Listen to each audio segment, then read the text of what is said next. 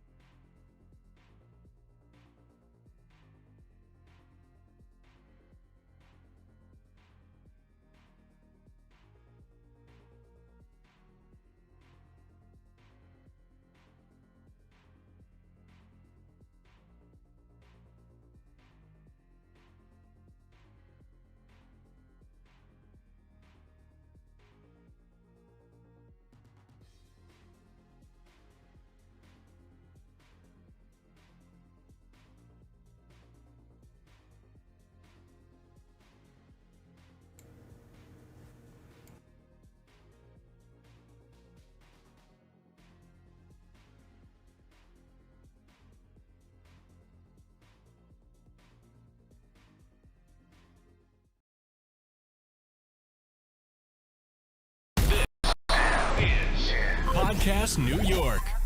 What's up, Dueling Decades? This is Wax. Peace to all you guys, and thanks for having me on the show. Will it be the 90s or the 80s? Beanie Babies or Crack Babies? Will it be Nirvana or Madonna? Maybe Britney, maybe Whitney. Do you like new metal or new wave? Dave Grohl or Super Dave? I don't know. But now the battle begins. Dueling Decades. Let's see who wins. Dueling Decades. Broadcasting from the Podcast New York studios, it's another all-new Dueling Decades, the adult-only retro game show where the decades battle for supremacy. Because it's your history, we just fight for it. Welcome back. I am Marc James, and this week we bring you a best of worst duel, where I will be competing with June of 1970 alongside the other duelers and the decades they will be fighting for. First off is a man who insists that the cookie stand is not part of the food court. Say hello to Mancrush. That's right. It's not. It's mid-mall snacking, man. Yeah, I got and actually that fits in where I am right now because I have June 1990, and this is the best of the worst. So we're going to bring you the worst picks, but our judge is going to pick the best of the worst. So that should be pretty fun. And one last thing, Joe reminded me to say this. If you're coming into the live right now, go ahead and hit like, subscribe, do all that stuff now. And it actually helps us out. I guess we never remind anybody to do this. So please do that. Also joining us on the panel and looking for big money and no whammies, it's the incomparable Mike Ranger. Hello, everybody. I'm Mike Ranger. I always think I'm going to have something really cool to say, and I don't have anything cool to say. I'm just not cool. I'm wearing a rad shirt. Nice. I like it. Yeah. And as always here on the show, we need somebody to adjudicate all of this awesomeness. This week's guest judge is the actor you know and love from films such as Children of the Corn, The Burbs, and Can't Buy Me Love. And you can see him along in the new film Queen Bees alongside another all-star cast. All rise for the multi-talented judge, Courtney Gains. What's up, y'all? Ladies and gentlemen, the following contest will be held under Dueling Decades rules. The judges' coin flip shall decide who picks first out of the 5 Dueling Decades categories: movies, television, music, news, and hot products. A judge's ruling will determine who wins each round, allowing the victor to choose the next available category. The first 3 rounds are worth 1 point each, with rounds 4 and 5 worth 2 points apiece. And in the event of a tie after all 5 rounds, we'll go to a final wild card round. Remember, duelers, to review the show, like, subscribe, and play along at home. It's time for more Dueling Decades. All right, let's pass it right over to Courtney Gains for the coin toss to see who goes first this week. Okay, so that would be heads, and this would be tails. Who's calling it? All right, this week it'll be between Mancrush and Mike Ranger. Mike Ranger, why don't you have the honors? Oh, I think I'll Ready? go with a little bit of heads. Here we go. Tails, my friend. Ooh. Nice. All right, Mancrush, you win the coin toss, and you get to select our first category. All right. Let's start things off with news this week. How's that? All righty. All right. Joe, I'm sorry. I don't know if we're waiting for the hand signals or not. Or we're not waiting for hand signals. So we're just going to go. So let's go to June 22nd of 1990. And this is sort of a reverse of what we've just been doing for the last 18 months. Instead of states mandating like wearing a mask, Florida, of all places, bans a particular piece of clothing from being worn. And apparently this is still a law today. At least that's what I was able to find online. It looked like in the last update I found from 2018, this is still a thing. So if anyone is in Florida and you could let us know for sure, that would be great. I know Mark's been dying to get down to the Sun Coast and show his off. But this is an article titled Unsuitable, and it was written by Susan Boletto of the Miami Herald. And here's a little abridged version of that article. For those who haven't been to the beach lately, or at least for the past couple years, the thong is a Brazilian swimsuit, and the word swimsuit is being used advisedly. The thong is basically a couple of strips of material only 2 inches wide at the widest, barely covering the buttocks. It is, for the most part, a female concern, although a few men wear the manly version. God, it's just frightening. The Florida cabinet approved new restrictions last week that will make the risque swimsuits just as illegal as nude sunbathing on about 30 state-owned miles of Florida's 780 miles of beaches. The new rule takes effect Friday, just in time for the weekend. The basic idea from what the cabinet has is simple. On state-owned beaches where families with kids come for a day of fun in the sun and picnic lunches, you don't want a few half-naked people ruining things for everyone. The people being asked to cover up can still enjoy everything the beach has to offer. And like simple ideas everywhere, it has neatly divided all beachgoers. All right. That's all I'm going to say about the article. But listen, all I'm saying is this. If gross ass dudes like us can run around with some grape smugglers at the beach, then women should be allowed to wear a thong bikini at the beach, right? I mean, we're worse. And look, we all know what we look like in one or the other. So if you look good, rock that shit. If you look not so good, wear something else. And this is where, like, friends and family, you're the most important, because your friend is going to ask you, how does this look on me? Be honest. Don't be like, well, yeah, it's all right, you should wear that. Like, no, just tell them, no, just wear something else. Seriously, that's what it all boils down to. Has anyone over the years really complained about seeing like a supermodel wearing a thong at the beach? I haven't. Like, even if I brought my daughter out, it's like, whatever. I mean, I'm not complaining about it. Stupid law, but that's my news pick.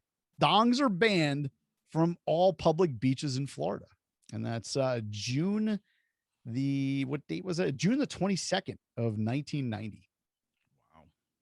All right, Mike Ranger, what did you bring for the news round?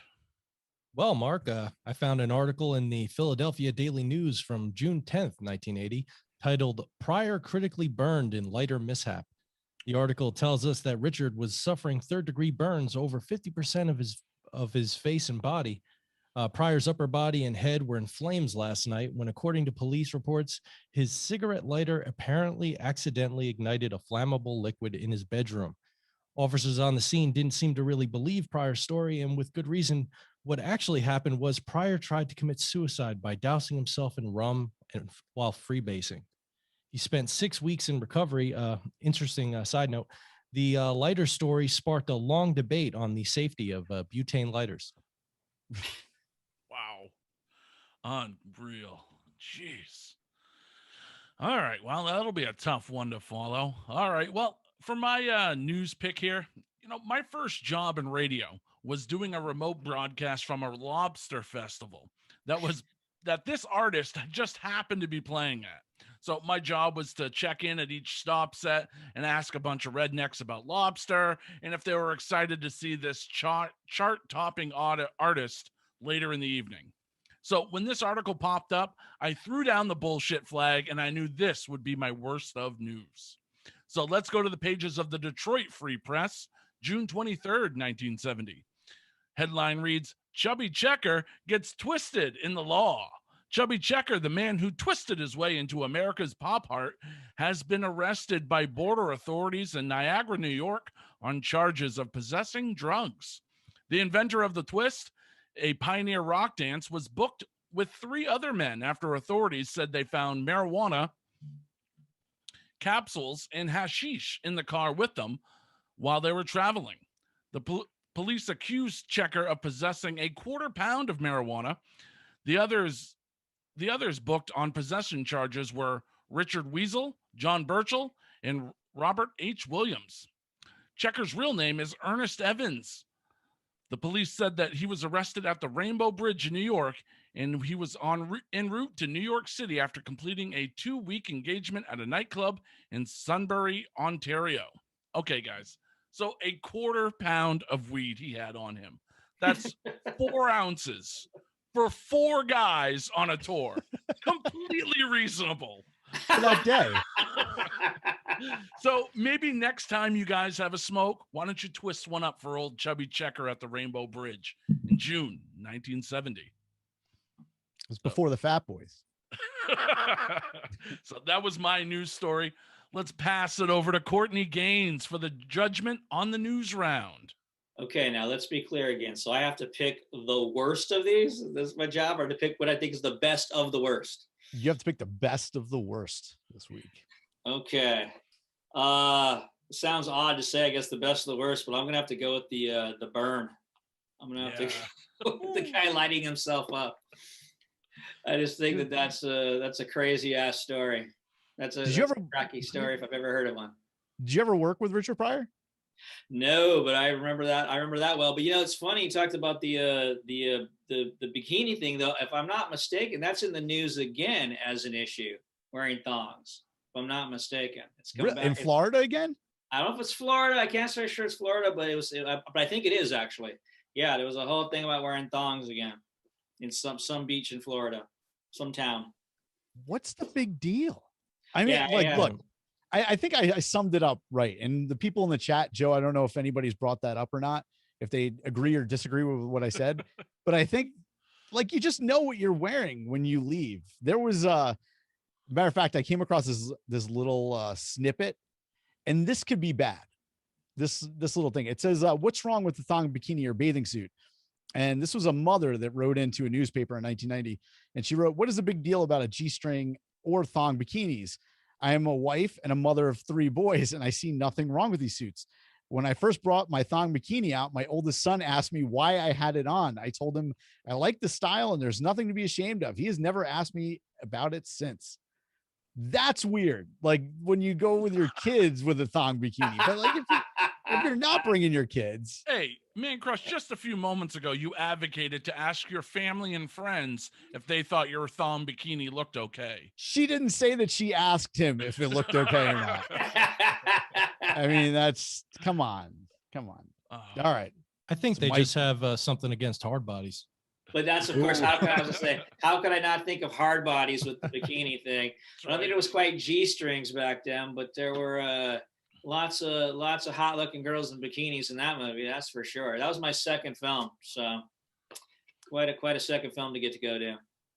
I'm surprised they didn't win this round then. But all right, fine. Well, I wasn't supposed to base it on film experiences. That wasn't the rule. You could base it however you want, Courtney. You're the judge, man. He's just looking for the bigger, better deal, man. Oh, the BBD. There you go. BBD. And hard bodies, that word became, actual word in the dictionary after that. And they named a truck after it. So how about that for some pop culture, right? Wow, look at that. Yeah. All right, Mike Ranger, you pick up a point in our first round and you take control of the board. What category are we going with next? Well, I think we're going to go with hot products, Mark. All right, so I found an ad in the Miami Herald on June 26, 1980, for a store called Electronic Picture House. This is one of Big Al's sensuous sales. And for the low price of $39.95, which is actually pretty cheap for the time period, you can take yourself home a few new releases from Magnetic Video, like The Muppet Movie, Alien, Boys from Brazil, A Man, a Woman in a Bank, and my pick, because the title just sucks, 1979's The Onion Field. Only problem is, apparently the movie doesn't suck, and James Woods' performance was praised by critics.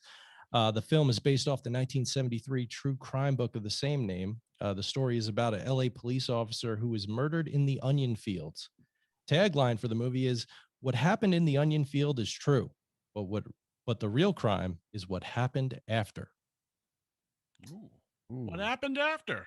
I don't know, but Ted Danson's in it. Oh, wow. He bought a bar, apparently. Yeah, exactly. He split to Boston and bought a bar. Yeah. All right, Mancrush, what did you bring for the hot products round?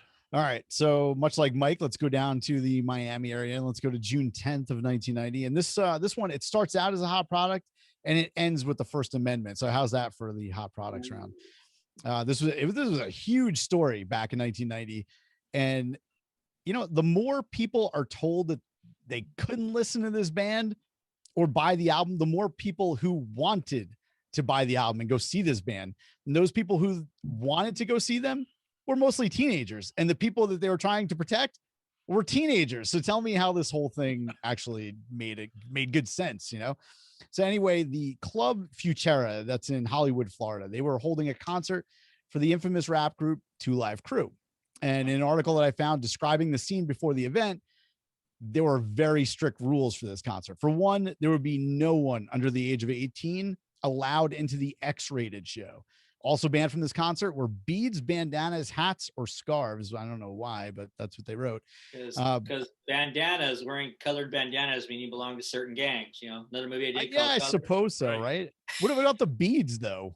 What is, like, did they think they were throwing them on stage? Like, I didn't understand that one. Or scarves. Who the hell's wearing a scarf in Hollywood, Florida? Maybe they were anal beads. Possibly. Don't bring anal beads to the club. I mean, that's right. just kind of a given, but it happens, I suppose. They got to throw that rule out there. But if you had any of that stuff, you either had to get rid of it or you're not coming through the door. Tickets to this sold out show, they were just $20, which is roughly $40 in 2021. But this concert, it was so popular that there were actually 2 shows. So at 10 p.m., there was a G-rated performance for all ages, which was mostly the people in that line that I was talking about before. And that's actually correct. 2 Live Crew agreed to have one show at 10 p.m. so that the club owner wouldn't get hassled by the law. And then they agreed to come back on at 1 a.m. for the adult only X-rated performance. And that's when things got crazy with this one.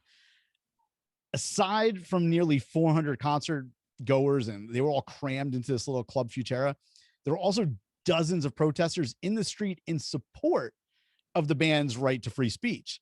And just as they said they would, 2 Live Crew, they took the stage at 1 a.m. They performed the naughty versions of all their songs. And all the while, there were undercover detectives in the audience documenting the band's performance throughout the night. So they didn't want to do anything during the show. They didn't want to cause a riot or anything. So once the concert ended, the Hollywood Police Department, they end up like waiting like a block or two, and then they pull over 2 Live Crew's limo, and they end up arresting Luke Skywalker Campbell. And what was the other guy's name? Mike, you probably know better than me. Chris Fresh Kid Ice. I think that's what his name. It's his last name. They always forget. I think it's Wagwan. And they charged both these guys with a misdemeanor of performing obscene material. So they waited out, and like by this, the news article I found, they were talking about like a dozen cops were there doing this. A dozen cops were in the audience documenting this thing going on, only to bust these guys with a misdemeanor. And they end up being freed from jail without even having to post bail within 2 hours. So how worth it was that? But anyhow, like all this was because U.S. District Judge, it was Jose Gonzalez. He made a ruling on June 6th. The 2 Live Crew's album, As Nasty as They Want to Be, is obscene, and the police could arrest any store owner that was caught selling that album, which they actually did at the time. So they also didn't want them to play live. And the band thought if they played the second show at 1 a.m., it would all be good because it was adult only. Obviously, it didn't matter because they still got arrested. If you look at this whole thing, the whole situation could fill up an entire episode of Dueling Decades. So I'm going to leave it at that. But 2 Live's Crew, their album, As Nasty as They Want to Be, this would go on to become their most popular album as a group. They sold over 2 million copies with this one.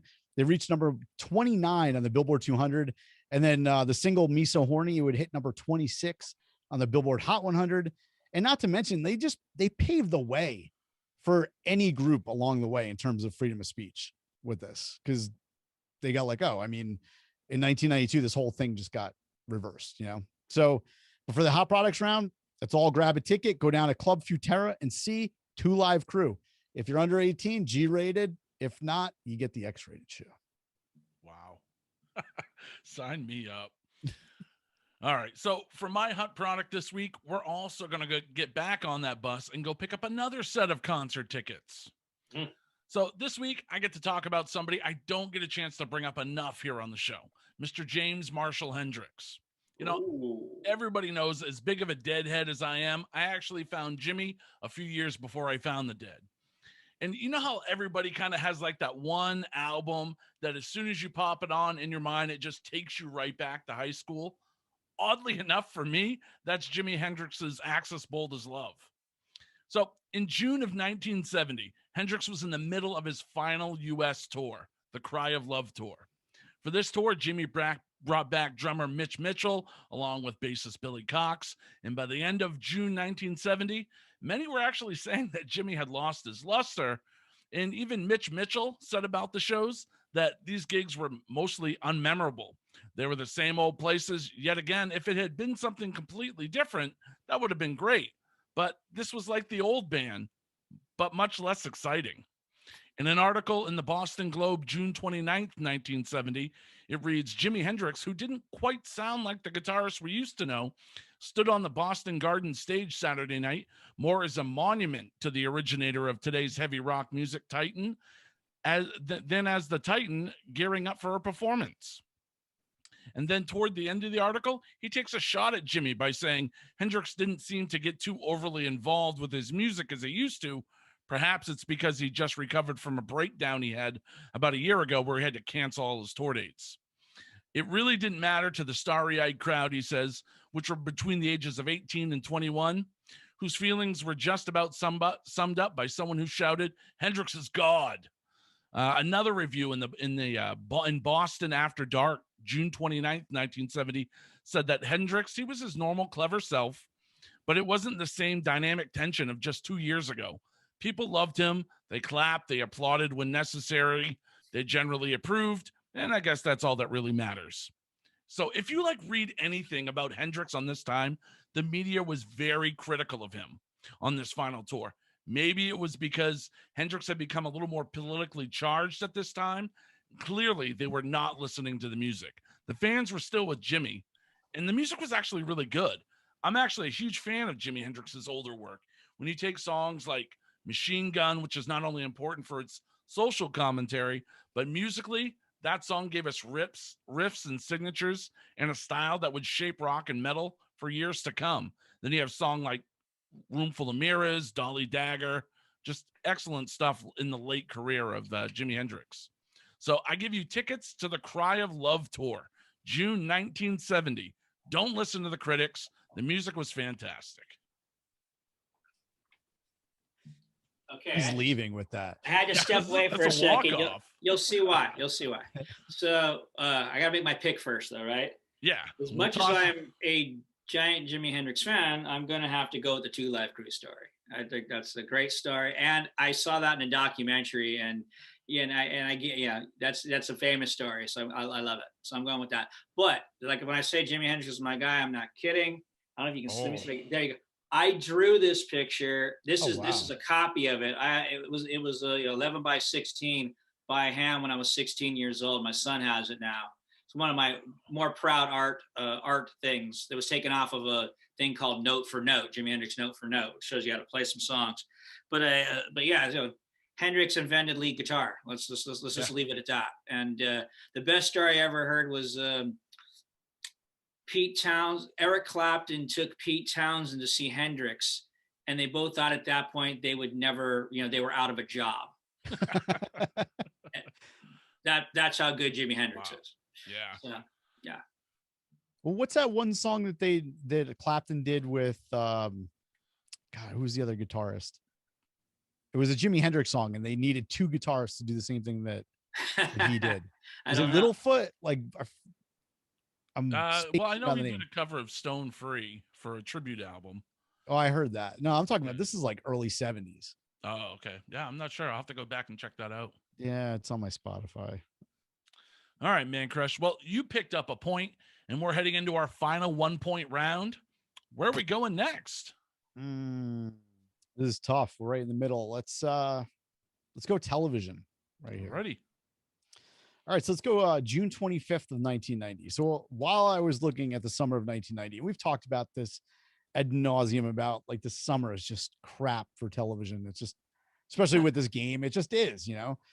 But this is a best of the worst episode, so it kind of fits, So let's talk about cable television. And at the time, cable TV was exploding. I have June 1990, and as a cheap comparison, it's almost like how we have it today, where anyone and everyone is trying to make their own streaming service, right? Yes. Speaking of which, Dueling Decades is now on Pod TV. So if you go to there's a Pod TV app, which is another streaming service, and that's on Roku, Fire Stick, and everything else. Figured get that little cheap plug in there, but it's the same thing. And back in 1990, lots of companies were trying to capitalize on cable TV by creating their own new channel. That being said, I ran across this article that listed all of the new channels that were being introduced.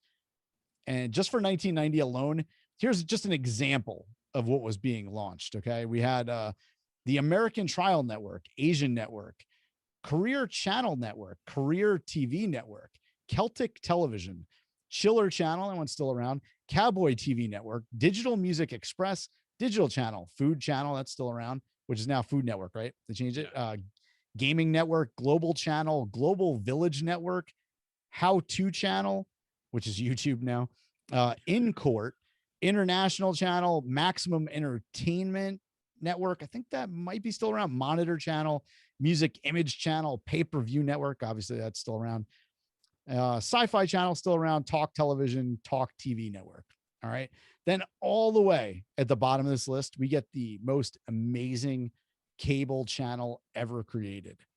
I liken this idea to it's almost like a bad car crash, because had I known this was a channel, there would have been no way that I could ignore watching this one. Matter of fact, fast forward 31 years and we're all very close to hitting the desired demographic of said channel, which is pretty damn depressing. Here's the launch of the Senior American Network. All right. And the Senior American Network, obviously it's targeted at folks older than 50. So I have like 7 years before this becomes like a fantastic idea. But what can we expect from the Senior American Network, you asked? For one, I mean, this is obvious. I think there would be a riot if this wasn't included. Satellite bingo was good. They were going to hang their hat on that one. And then we also get the Senior Citizen Beauty Pageant. I mean, yeah, who would want to be the judge? Best spider veins. Am I right? Then they also had the Over 50 Matchmaker show hosted by Marty Allen. I don't even know who that is. And possibly they didn't even confirm this one. They just wrote in the article, possibly a talk show hosted by Debbie Reynolds, who's very interested in doing it. Then you also had senior citizen sporting events.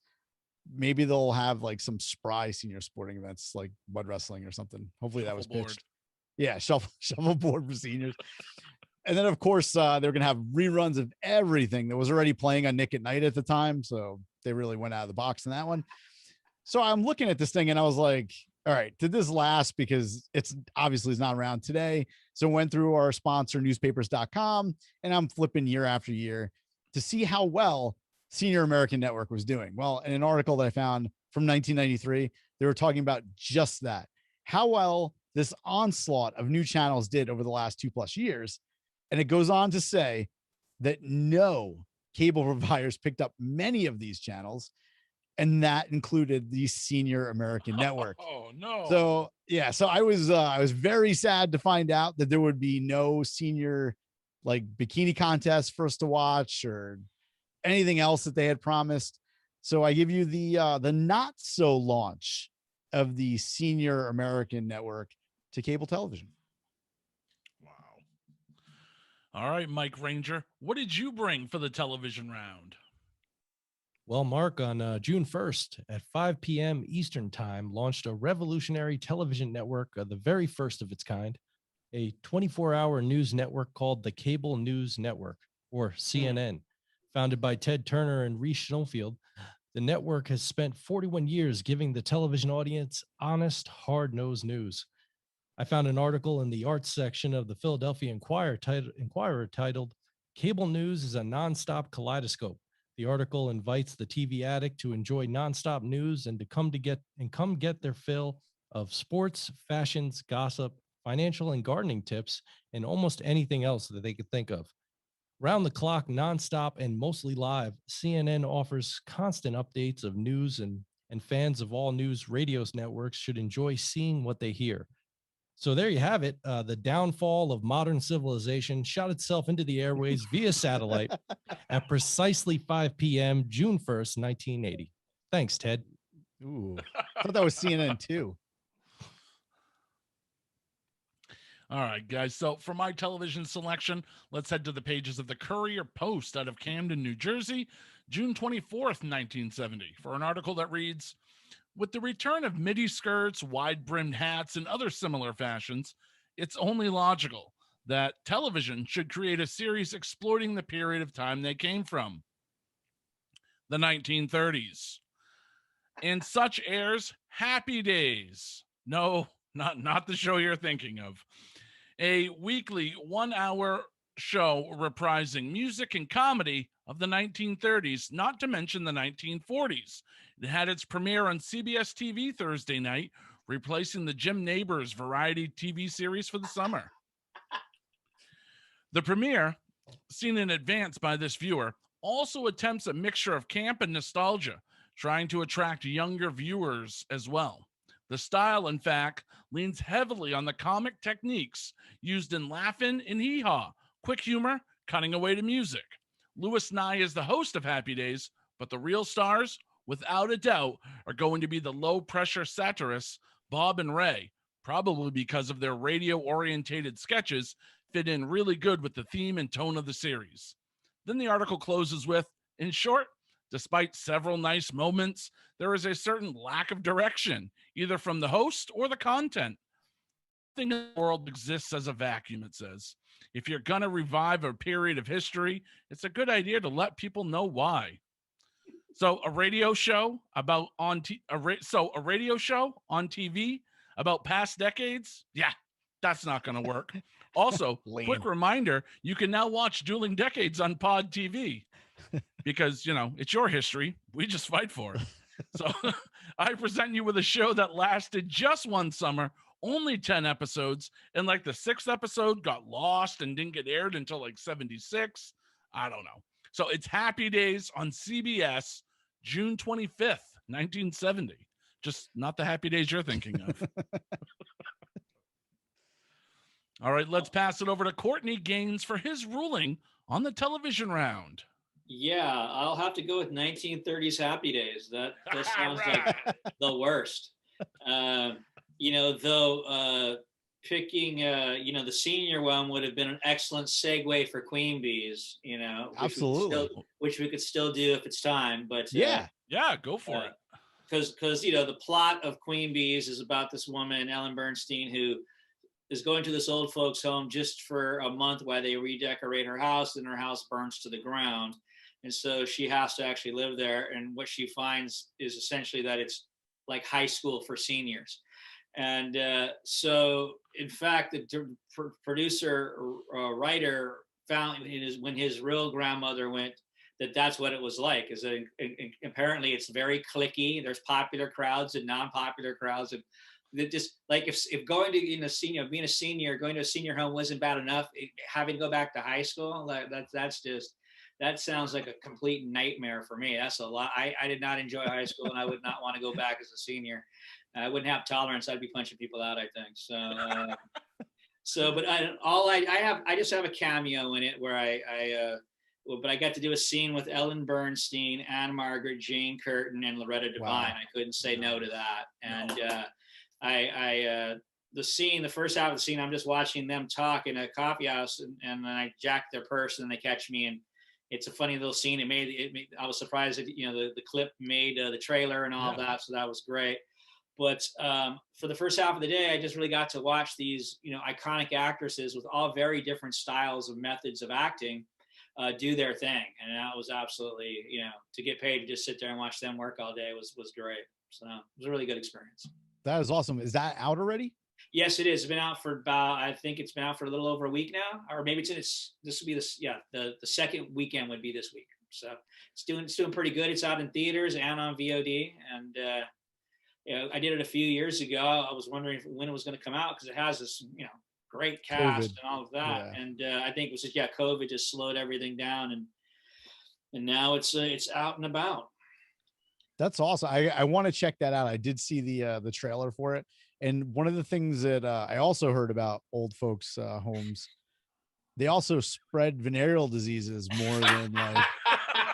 That's what I heard, man. I'm not even making that up. I heard it's like swingers galore. Our Oh, producer my is throwing his goodness. finger up. Do you have something to add to that, Joe? Is there an expose? No, I've heard about this a lot. They actually have sex ed for their seniors because back when they were doing it, I guess those things didn't exist, like a little bit of sheepskin or something. Who knows? But yeah, they go buck wild in there. Oh man, I've heard stories, man. I've heard stories about these communities, especially go back to Florida. I've heard some crazy communities in Florida. Oh yeah, man. the Always Villages, Florida. like Anything's crazy is always Florida. Watch Datelines. They always start in Florida, man. Florida. It's the heat. yeah, you go down to Florida and you go down to like the Villages. That's just one giant petri dish with the heat and everything. Well, stay away. It's a big All right. orgy.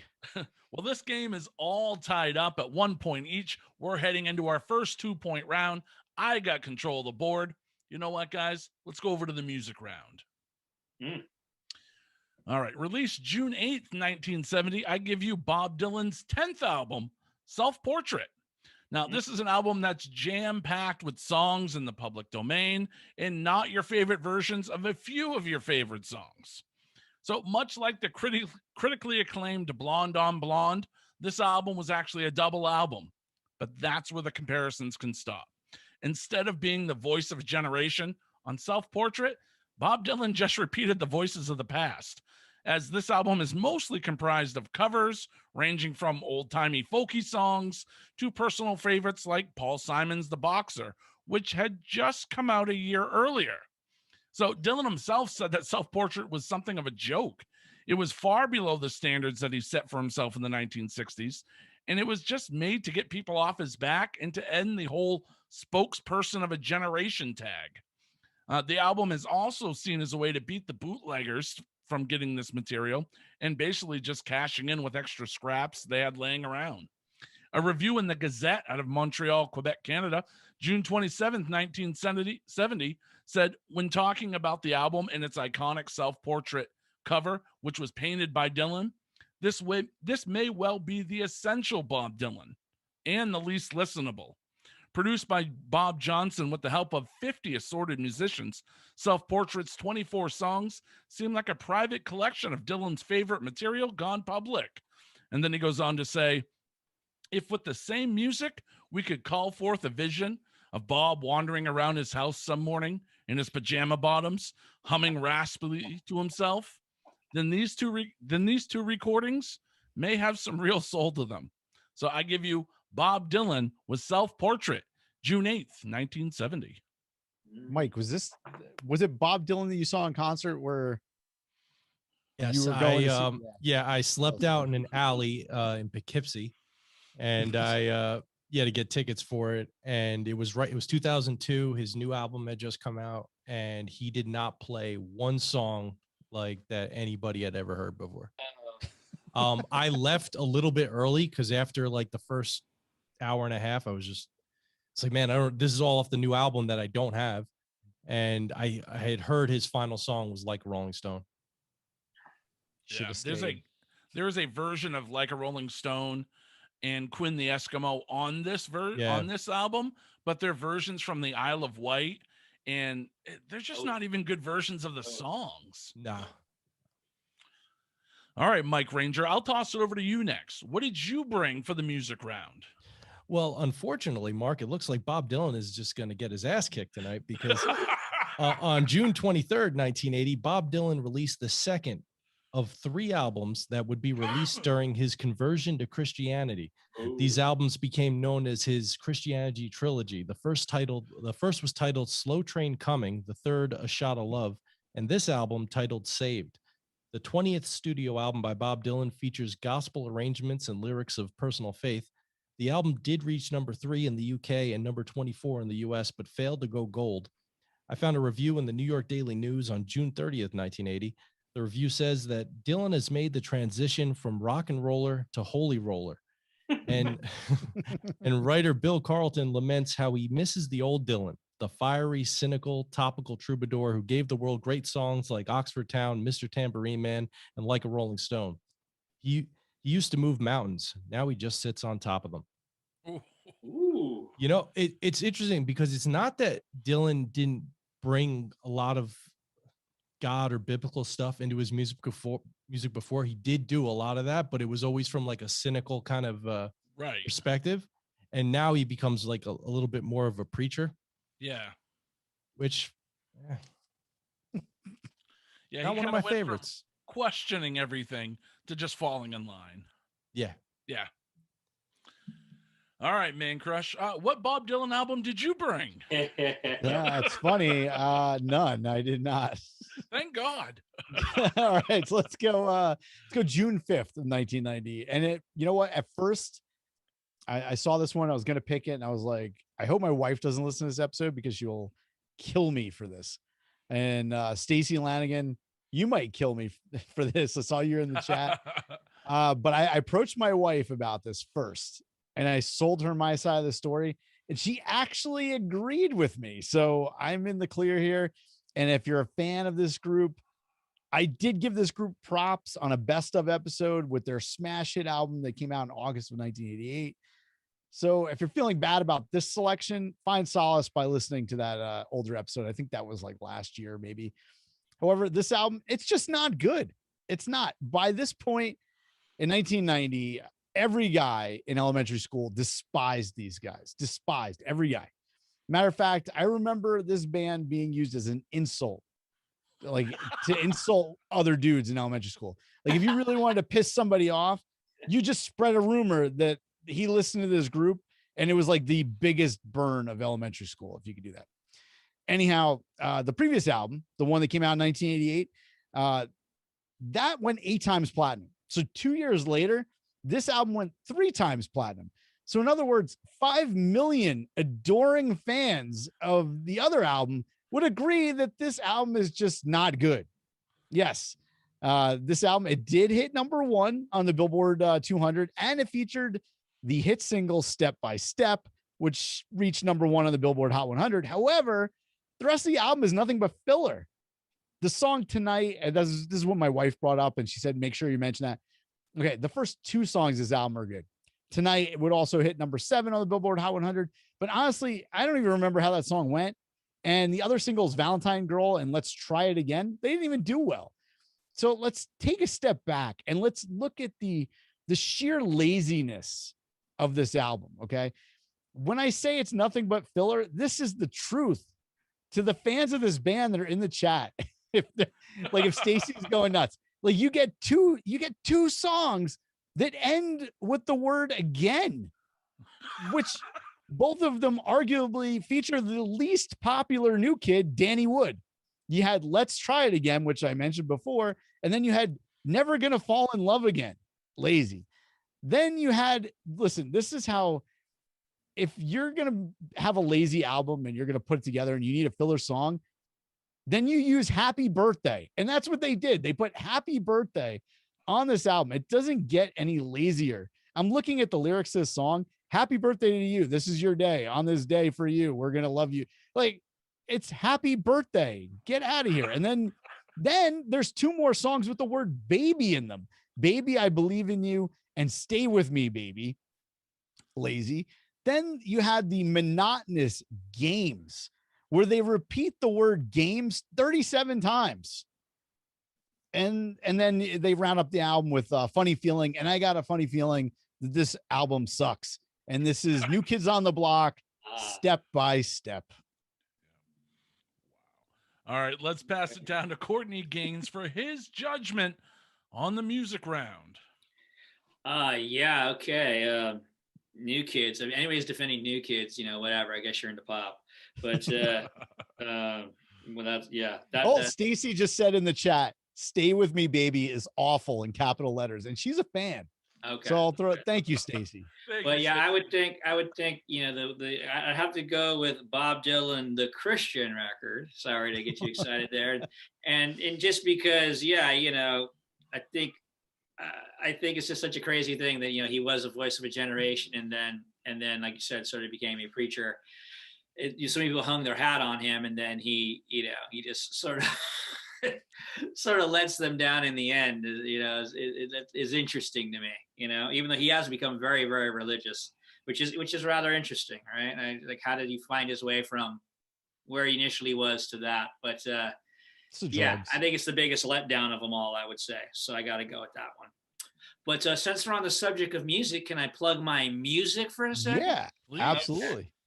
So I got a couple of things going on. I got an acoustic record I'm putting out right now called Acoustic Gains Volume 1. And I sort of say it harkens back to the 70s, and that when I grew up, there was so many songs that had acoustic guitars in them and things, which nowadays you just don't hear any. You know, it's pretty rare anyway. So I put out a single last week called Cherish, and another single's coming out called Let It Ride, which is very vintage, very blues. And that's coming out on Monday the 5th. So I don't know if it's a great time right after the 4th, but that's when it's coming out. So so got that going. And then I also have a band called Ripple Street, and we put out 3 singles this year for us so far. Our last single was called Would You? And I would say it sounds Black Sabbath-esque is fair. And it's pretty heavy, and I like the way it came out. And we've got 2 more singles we're going to drop on that to complete an EP this year. So you can check all that out on Spotify if you have that, or you can find it on iTunes or Apple or Deezer or Amazon and all that good stuff. And there's my music plug. I listened to Ripple Street. I actually got like a Alice in Chains type vibe. What was it? Was it the Would You song, or was it was Slabs? Oh, Slab City. Yeah, Alice in Chains. When we did our EPK on that song, we threw that in there. As a matter of fact, my girlfriend, who is, a 90s girl and loves 80s music, though, she was the one who really said Alice in Chains. So very good. So I'm not, and I like Slab City. We have a pretty good video for that up on YouTube as well. So, and some of the first record is definitely 90s grunge-ish all the way. So who would you say influences you guys? I know you're talking about the acoustic and the 70s stuff, but like, no, I don't mind talking about both projects at all. They're both aspects of what I'm doing. So I approach acting and music the same way in terms of, like, I don't get caught up in influence. You know what I mean? Like you can't be somebody else, right? So especially probably the more you love them, the less you can be like them, right? So you got to find out. You can be inspired by them. You got to like do what you do, And to me, when you with Ripple Street, the bass player Stephen Lee Adams, we've done a lot of co-writing, and writing with the bass player and bass riffs is when you're a guitar player and you write songs with guitar, you are sort of Bob Dylan-esque, where you just try to cram a ton of lyrics in. That's what we all do, right? But when you're doing a rock band and you're writing songs with a bass player, you tend to have to really simplify your lyrics. You have to cut kind of what you would maybe do if you were just writing a guitar song kind of in half. And so it forces you to kind of really, so not say dumb it down, but get to your point. And that's an interesting challenge. Now, that's what I like about co-writing, is it brings out different aspects. And so I think maybe Steve was pretty interested or influenced by the grunge, and maybe that's why we have a bit of a grunge sound. I don't know. What about your acoustic stuff? Like, as far as like writing goes and all that? It's really all about feel for me, man. It's not about anything else. It's about I think what separates me as the man from the boys as an actor is I think I can go deep into emotional content. I can go places some people can't go, in my opinion. And I'm willing to go. And I think that's the other thing. Are you all willing to go there? Right. But it's also the training I've had. But it's the same thing with the music. I'm trying to connect to something emotionally. I'm trying to connect to a feeling that I'm having about something. And then whatever comes out of the guitar that goes with that, right? Or you start writing a song and it brings up some emotion, and then there's a lyric that comes out of it. But for me, music's been, a lot of it's therapy. If you listen to the first Ripple Street album, it's just a straight up breakup album. It's a bitter, angry breakup album. Right. But thank God I had a venue to get my feelings out. Which people need.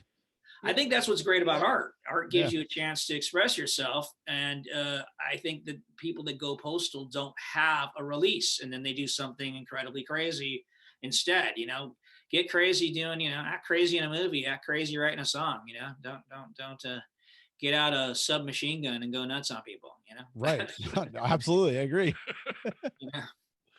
We had, like, I know it's not the time now because we had a round left, but it's up to you. We had, like, what was it, like 2 or 3 weeks ago, we had Brendan B. Brown from Wheatus was on, and he did Teenage Dirtbag acoustic on the show live.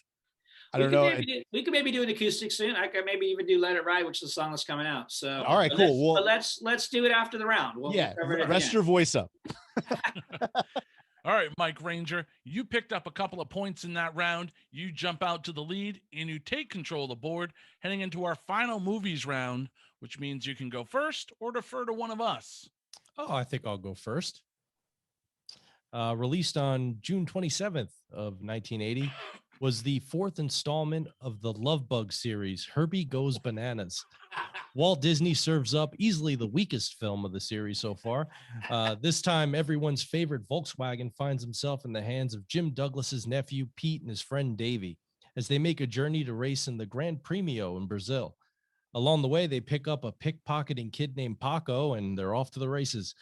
Highlight of the film is probably when Herbie fights a bull. But honestly, my favorite part is when they make him walk the plank. So bring your kids, don't dress up, come exactly as you are for the latest film from Walt Disney that has all the critics split. It's Herbie Goes Bananas. Wow. Yeah. Never seen that one. I've never even heard of that. I didn't know they made that one. Oh, it's just great. At one point, he covers himself in bananas and nobody knows who he is. Genius. Yeah. Were they peeled? No. That would have made a mess. Stop being crazy. All right, Mancrush, what did you bring for the movies round? All right, so let's go June 1st, 1990. And look, there are good movies, there are bad movies, and then there are movies that are so bad that they're actually great. Mm-hmm. And this movie, this lands in that so bad they're actually great category. And when I say bad in relation to this movie, I personally don't find this is a bad movie, but it's not for everyone. For instance, like if I showed this movie to one of my friends, they'd probably be like, if I showed this movie to Mike Ranger, Mike would probably be uber excited to see it. And I know that because I think I saw this movie with you on a 35 millimeter. It's not a movie that you'd sit down with your mother with to watch. Well, I don't know, like maybe you would, but my mother would probably have me like seek professional help if I suggest this one.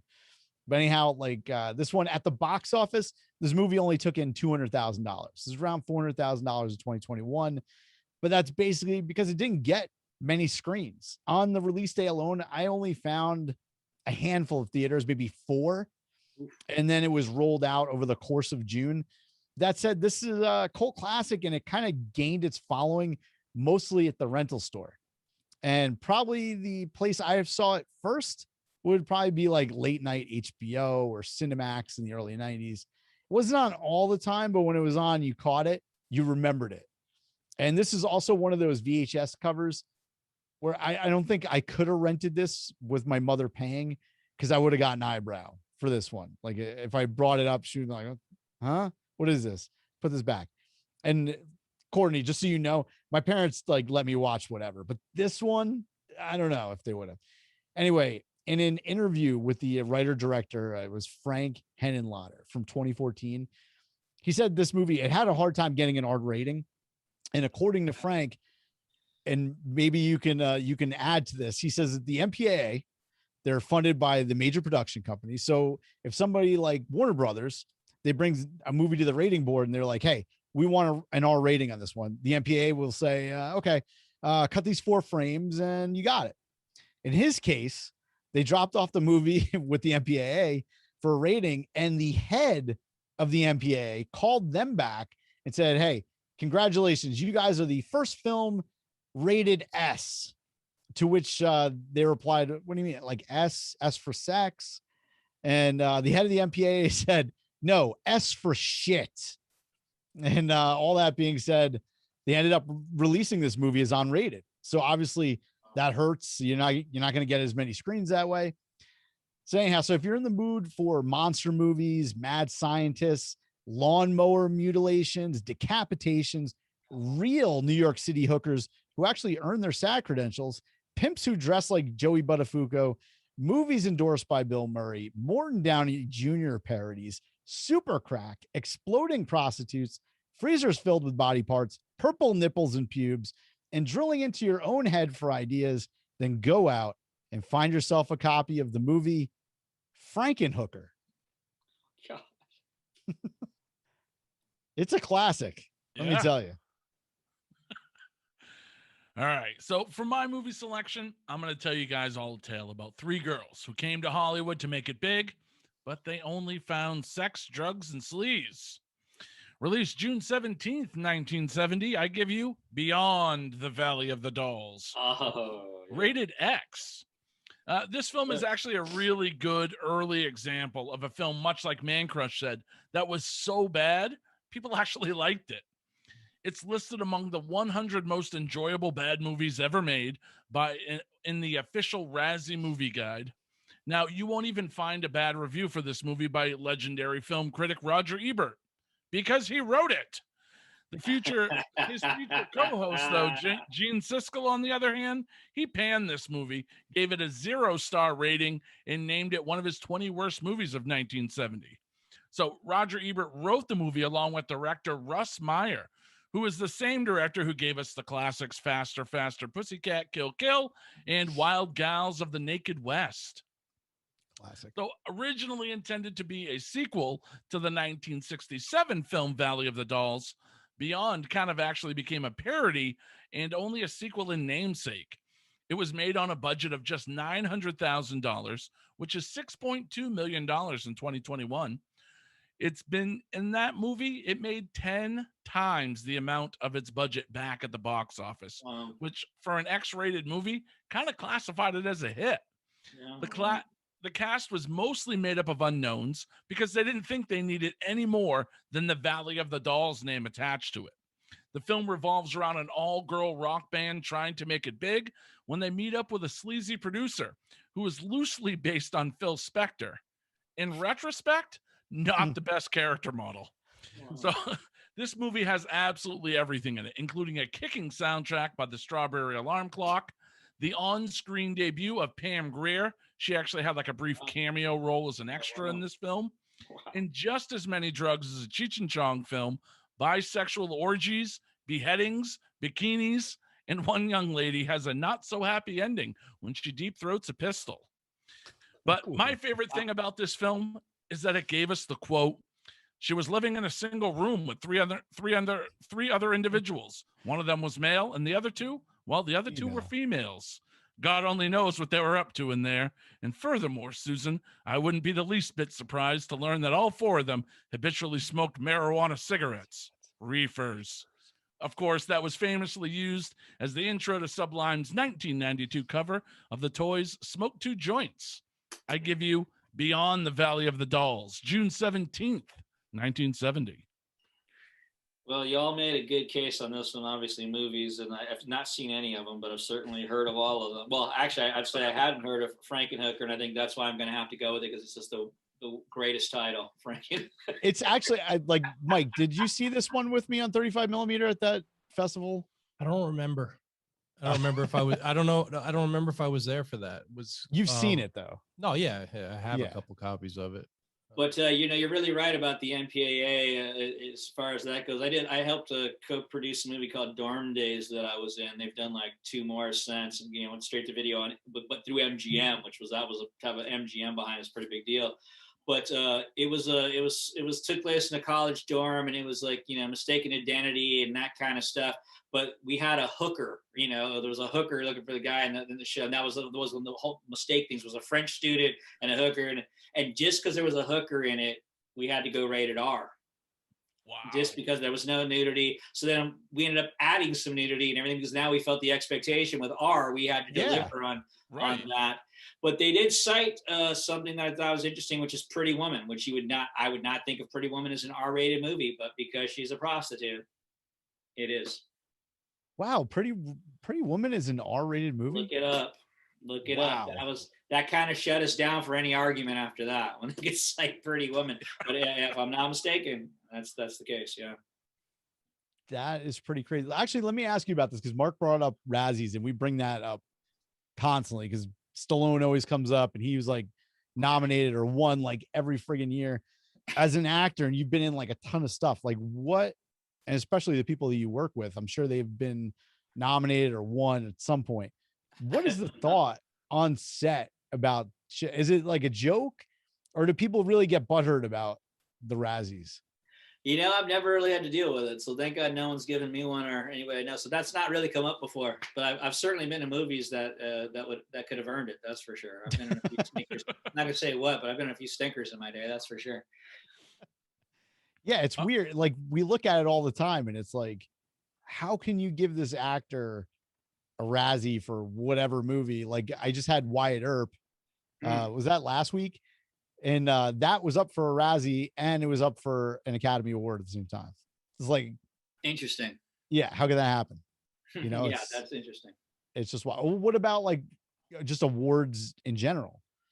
You know, when like how does that like what kind of weight does that hold? Like when you're picking a movie or doing anything like that, are you looking for that? I'm usually not in the I have I'd say probably closest to anything I've been. The couple things that I've been in that had a shot maybe would have been Memphis Belle because it was a period piece and all that. Yep. And then when I did Texas Rising, that mini series a few years back, they had done the Hatfields and McCoys, so the expectation of being nominated for an Emmy was there. We didn't get it, but it was in the trades as a snub, blah blah blah. So that was a little disappointing. I mean, I've never been to an awards thing and a big awards like an Academy or an Emmy where I was actually involved in something. So I think that'd be exciting and nerve wracking and all of that, I'm sure. I just figured I'd ask because we always forget to bring that up, and the Razzies always come up. We gotta get somebody that's really pissed off about the Razzies. I want to hear like why. All right, Mancrush. Well, you picked up 2 points in that round. And Duelers, that means this game is tied between Mancrush and Mike Ranger. So we're going to go to a lightning wild card round. Right. All right. Mancrush, why don't you go first on this one? All right. This was a no-brainer for me. June 29th, 1990.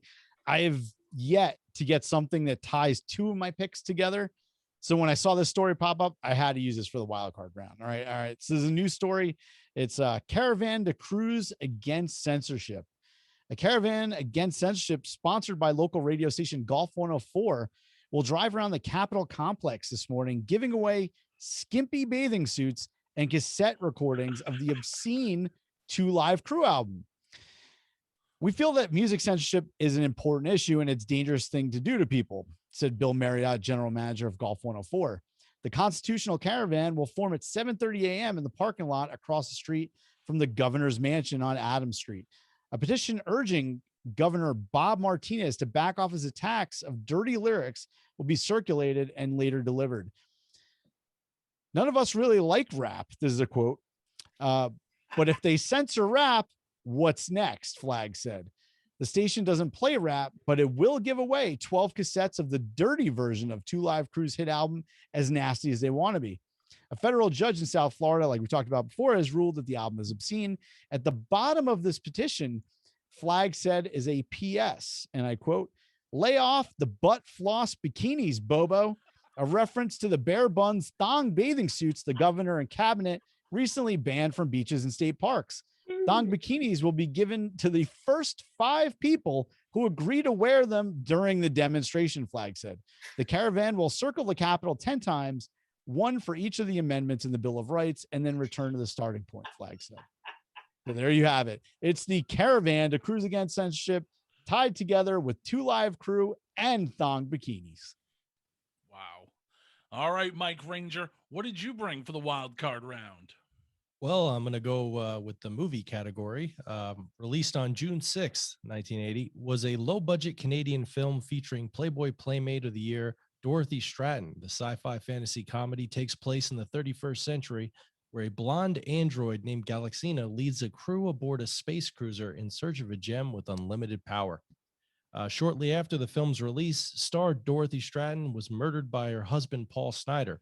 He tied her up, assaulted her, put a shotgun to her face, and pulled the trigger, and then turned the gun on himself. So, wow, that's just the worst. At least you didn't start the game with that. That is the worst. That's my feel-good story.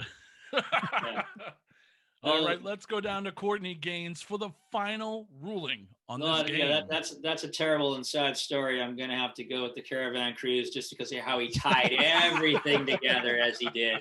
You got to give it to him. That was clever. Sweet.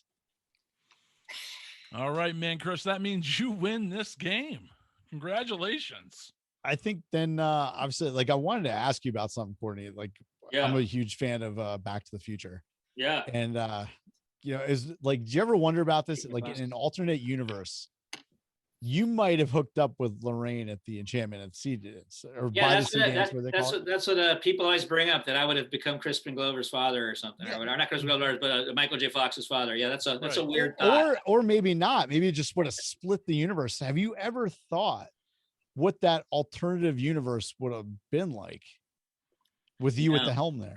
No, nothing. No. but it goes to show you that even you do a small part in a movie, if it's a pivotal part, it can actually bring up, people talking about things like that. So there are no small parts, I guess, as they say, right? It's pretty amazing. So do you want to do a song for the people? Sure. Let's do a song. We go grab. All right, sweet. All right. So how we looking in the chat over there? Where? I'll let Joe answer. All right, let it ride. Let's get the guitar. We can see the guitar a little bit anyway, right? Yeah. Oh, I think you lowered us a little bit too much, Courtney. Okay. How's that? Better? No, the sound went out there. I thought you lowered it. Okay, come on out. Can you hear it? Perfect. Good. Got to let it all ride. Got to let it slide, slide, slide. Changing time. Well, I've been so blind. Felt it coming on. Oh, yeah, we'll right and wrong. Baby, gone, oh Lord, well, I can't deny. I said, baby, gone. She long gone, yeah. Had to leave. Said she got to be free, yeah, right. Felt it coming on, oh yeah, we'll right and wrong. Said, baby, gone, oh Lord, well, I can't deny. I don't wanna know what it can't see. Said it don't wanna face harsh reality that you ain't my baby, no more. Said I guess that it don't wanna face the score, gotta let it ride. Got to let it ride. Got to let it slide, slide, slide.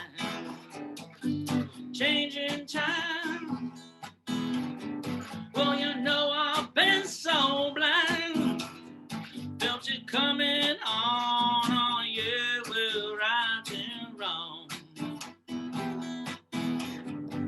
Said, baby, gone. Oh, Lord, well, I can't deny. I said, baby, gone. Oh, Lord, well, so mine.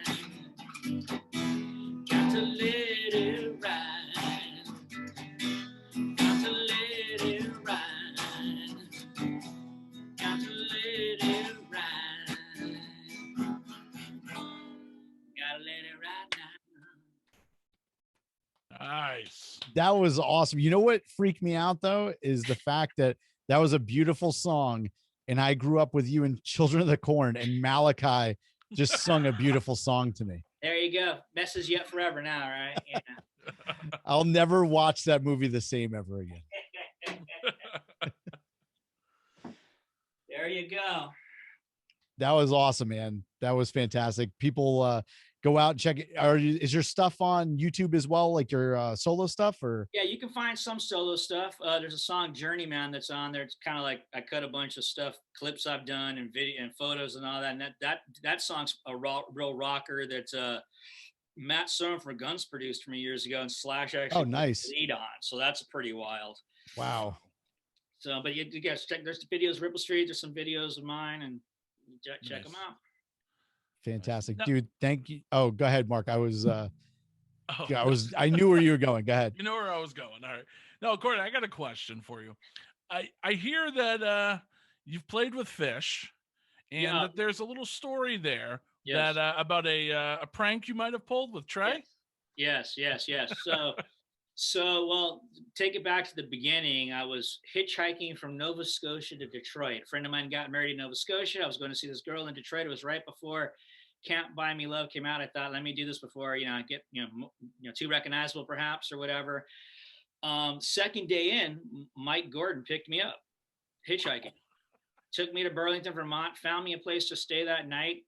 Talked about that, he had this band that was playing at Nectar's, and had this dream, and had a great talk, and went on about my business thinking, okay, well, that'll be the last I heard of this guy. But he always kept in touch with me, and I watched them grow. First time I saw him play at this place called the Mayan Theater in LA, probably 500 seat space. Next thing, they're opening for Santana. Next thing, they're doing their own thing, right? So that's sort of how that all came about. They had this friend of theirs that was a real prankster that was always pranking them, and he was deathly afraid of Malachi. That was like a thing. So they had been trying for years to get me to do a prank, but it was just never the right, situation. So finally they came up with a pretty good scenario. It was in Vegas, so it wasn't far from LA. They had this penthouse. They were going to throw this big party, get him high on some shrooms, take him out gambling, come back. It's all dark. Children of the Corn's playing. They watch. And so that's what happened. They bring him back. And they got girls in the background singing the theme. And one by one, the bandmates peel off, Trey being the last one. Trey peels off. He meets me in the master bedroom. I put on his jacket. So it's an easy transition. I come and I sit down right next to the guy while he's watching the movie. He turns, his eyes just go, he's like, hey, and he gets up like really slow and walks out of the room. They were hoping for a big scream or something, which I can understand, but I could see how terrified he was. And he went in this room. I said, he was scared shitless. They go in to talk to him, and the guy can literally not utter a syllable for 45 minutes. He's like, so at that point, they realized they really got him good. And he was a great sport about it the next day, because again, he's a prankster, and it was the ultimate prank. But at that point, I was in, as good a graces as I was ever going to be with the band. And they were like, what do you want? I'm like, let me come up and play a song with you guys. So I got to go play some percussion with Larry and Les from Primus on guitar and bass as well, in front of 8,000 people in Vegas. And not an experience I'll ever forget. Awesome. Favorite Phish song? Oh shoot, that's kind of put me on the spot. And I'm terrible with titles of songs. I'm really terrible with titles of songs. Yeah, I'm the same way. But I mean, I've seen them play a number of times, and it's interesting to see them from being in the crowd. You're just with everybody, going at and being backstage and watching them mesmerize the crowd, because it's you see it from the stage experience is very different than seeing it from the other experience. But what a great band. And the story I tell people that people maybe not know about Phish, and I don't know the guy's name, but when I first met Mike, we went to pick up his bass app at the college there. Now at the college, there was this professor who was a big time, at improv and training people in improv. So much so that this guy I know named Martin Gigi, who's the band leader for Gibbons from ZZ Top, that I also did a movie with called Benny Bliss and the Disciples of Greatness. He directed, that I wrote 4 songs on. He was also trained by him, but not just to put in perspective, his father was the conductor of the Burlington, Vermont Orchestra. And this is who he had him study with. And this guy can play anything you throw at him, he can handle it, because that's how well they're trained. That's how that improv culture in Burlington, Vermont was born. It was from this professor who trained these guys so beautifully that they can just wail, Nice. I didn't know that. I didn't know that about that professor. I was always wondering where that came from. So so that's why I told the story, because awesome. it's not one a lot of people know, but I don't know the professor's name, but he really should get a lot of credit, because he really, the jam band, there was Phish was not the only jam band in Burlington. It's like, it's a thing. They were just the one that broke big. Yeah, there was a lot in that Northeast region during the early 90s. It was an incredible place at the time. But thanks for sharing that with us, man. Sure. Hey, quick question from somebody in the chat. Julian Keith wants to know who was the most fun to work with on the Burbs set? On the Burbs set, who was the most fun? For me, it would have to be Bruce Dern. Yeah. Number one, because he did a lot of little improv things and weird things that were interesting. But number two, he really took a liking to what I was doing and was really encouraging. I mean, really, really encouraging, and gave me great career advice and things like that. So, I was already a Bruce Dern fan. I just became a bigger fan after that. And recently, I got to do a movie with him called Hellblazer that I don't know when it's coming out. A little indie horror movie. But I was so glad to get to see him again and thank him for how much of a positive force he was to me on that movie. And a couple quick ones, if you got a couple minutes. Yeah. Somebody wants to know how it was working with Rob Zombie on Halloween. So what I always say about Rob, so I knew a guy who had worked with him before as a first AD, and he gave me a really good heads up. He's like, hey, look, just don't be ready, like, for, improv or anything. Don't worry. Don't think you're just going to do lines on this or whatever. And that was a great heads up, because that's exactly what happened. We ended up shooting another day or so because he's looking for the truth. So, like, you do the scene, and if it's not working for him, he keeps working until he finds things he likes. And if that means, now we did this, we got to add something else to make that work, he'll do that, and I like that about him. And as an actor, it's a freeing and a good feeling to know you're going to take the time to get it right. And it was, obviously a gnarly rape scene. And funny enough, when my kid was in high school, none of his friends knew anything, that he'd ever done before, but they all saw that. Of course. And they'd all be like, oh, you're bad, you're so dirty, and but it was funny is, normally everybody hangs out at the monitor when you're filming. That's what everybody does. They crowd around the monitor, they want to see what's going on. Right. But when we come off the set to see Rob, there'd literally be nobody but him at the monitor, and he'd be going, this is really disturbing. This is really like, it was not anything anybody wanted to watch, and it ended up getting cut out of the first version, the theatrical version, because when they did the screeners, they found out that women didn't like the rape scene, which they didn't have to spend $1 million. I could have told them that. Yeah, right. But it did make the director's cut. So it's if you want to see that wonderful scene between me and Lou Temple raping a girl, that's the one for you. Well, then this is a good segue. Aaron I'm probably gonna butcher your name, man. Sizemeier. I think it's Aaron Sizemeier. He said, "Did you come in my burrito?" There you go. Now there's another example, of Always Sunny in Philadelphia. You do sitcoms. They're so tight. You may get stuff to get cut out. Some things did, because it's such a 22 minutes or whatever. Yeah. But had no idea that line would, one line, I think that's the only line I had, is such a well-known and quoted line. And my son was a fan of that show. And I remember when he saw it, he literally fell to the floor laughing when I said that line. Literally fell to the floor. He just couldn't get over himself. So that's, you can make your son laugh. That's good. But yeah, it's amazing that one line in a good show that's been on forever, people will quote, and it happens to be conventions and things like that too. So no idea. Did anybody walk up to you in the street and ask you? Oh, it's happened. It's happened. Yeah. Well, dude, you've been awesome. Thank you for doing the song. That was fantastic. Please come back anytime. And before you get out of here, just tell people where they can find you online, where they can find your bands, links, and all that stuff, and we'll let you get out of here. Yeah, so Ripple Street and myself, like I said, you can find on Spotify is the best way to find us. Unless you want iTunes or like that. But me, just my name on Facebook. You'll be able to tell which one's me, because I have all the stuff up that's like current and real, and you'll be able to tell the difference. And then I just have an Instagram, same thing. Just look my name up, you'll find me.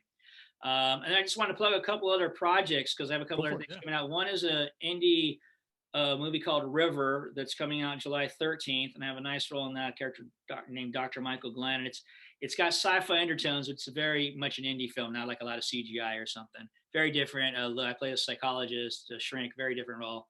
And then I have another movie called Charming the Hearts of Men that's coming out August 13th, and that's a movie set in the 50s that has to do with civil rights and stuff, and it's a very very cool project. I'm glad to hear it's coming out, because that's also been a couple of years. I was like, when's this thing going to come out? So those are the ones to look at. Oh, and a horror movie I did called Await the Dawn just came out on Amazon Prime this week, which was a surprise to all of us. So all of a sudden, it's like a floodgate of all these projects I've done the last few years are all of a sudden all starting to come out. Is that all because of COVID? I just have to assume that's why. I mean, I didn't, no one really kept me informed. And then all of us, and Gravitas Ventures picked up the Queen Bees, River, and Charming the Hearts of Men. So God bless them for picking up these films. So sweet. Yeah, I was actually in the mood for a horror tonight, so I wrote that down. I'm gonna watch that. It's on Amazon right now. Yeah, it's on Amazon Prime. If you like horror, there's a trailer you can see of a movie I'm in. I don't know the release date yet though, called The Bleeding Dark, and it's very heavy. It's very much a drama. Other than when it goes into the kills, all of a sudden it's like 80s horror, So nice. It'd be interesting to see how that bridges together. Very emotionally intense role for me. Looking forward to seeing how that blends together.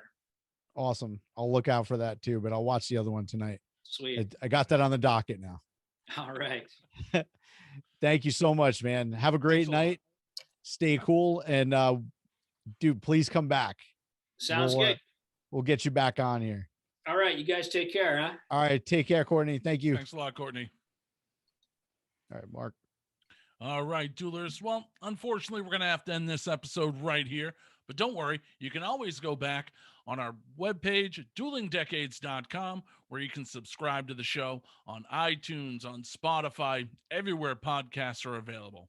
And you can watch our show now on Pod TV and on YouTube. So make sure you subscribe and check those out as well. So until next time, Duelers, we're going to bid you a peace, love, light, and a joy. Have a grateful week, everyone. See ya. Recording stopped.